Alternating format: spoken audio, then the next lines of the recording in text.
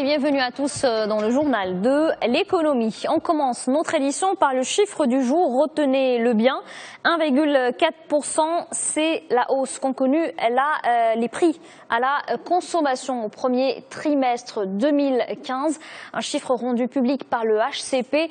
Dans la même note, le Haut Commissariat au Plan révèle que cette hausse s'explique par une progression des prix des produits alimentaires, légumes et fruits frais.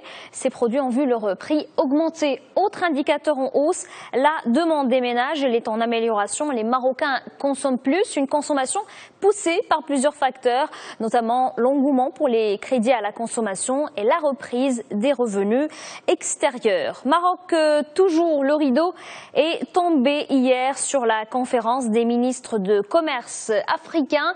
Lors du deuxième et dernier jour de cette rencontre, les débats se sont focalisés sur le bilan des actions de l'OMC et ce durant ses 20 ans d'existence. Les discussions ont porté également sur sa contribution à la croissance et l'emploi en Afrique. Les participants ont abordé également les moyens de renforcer les capacités de production et d'exportation pour une meilleure intégration du continent dans l'économie mondiale.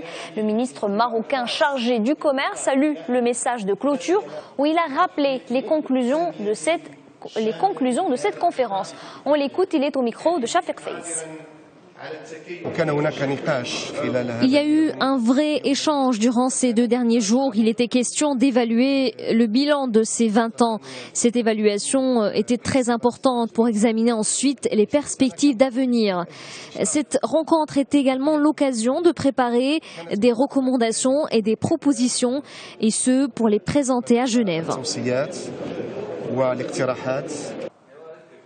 Un mot de bourse maintenant. L'information est tombée hier. Le Conseil déontologique des valeurs mobilières a autorisé la reprise de la cotation du titre Alliance. L'action de l'opérateur immobilier avait été suspendue mardi dernier, une décision du gendarme de la bourse. Elle avait fait suite à une saisie du comptoir métallurgique marocain pour une dette impayée de près de 11 millions de dirhams.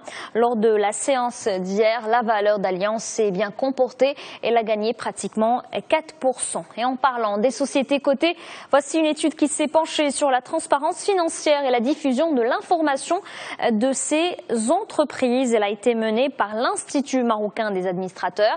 Sur les 75 sociétés cotées, 90% possèdent un site web, 13% ne l'ont pas actualisé depuis au moins 2 ans.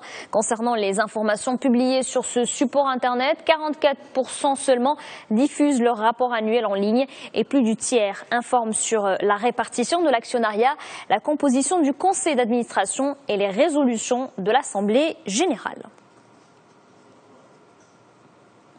On s'intéresse maintenant au secteur touristique. L'ONMT met les bouchées doubles pour attirer plus de visiteurs français. L'Office marocain veut reconquérir le marché de l'Hexagone et pour ce faire, l'ONMT fait appel aux grands moyens. Il vient de détailler son plan d'action et cette campagne de promotion est parmi les plus grandes jamais menées par l'Office. De nouveaux visuels, des messages TV et radio, affichage et web. Aucun support n'est oublié. Objectif, atteindre plus de 15 millions de téléspectateurs, 20 millions d'auditeurs et 10 millions d'internautes français. Il faut dire que depuis quelque temps, le premier marché pourvoyeur de touristes au Maroc montre des signes de faiblesse. Et en France, justement, le ciel se dégage sur l'économie. Elle se dirige vers une embellie. C'est ce que laissent croire en tout cas les chiffres de la Banque de France. L'institution vient de revoir à la hausse sa prévision de croissance. Elle table désormais sur une hausse de 0,4% du PIB français contre 0,3% lors de sa précédente estimation. Cette croissance du produit intérieur brut va certainement conforter les estimations du gouvernement Valls. Voilà donc pour l'actualité économique. Très bonne journée à tous sur notre antenne.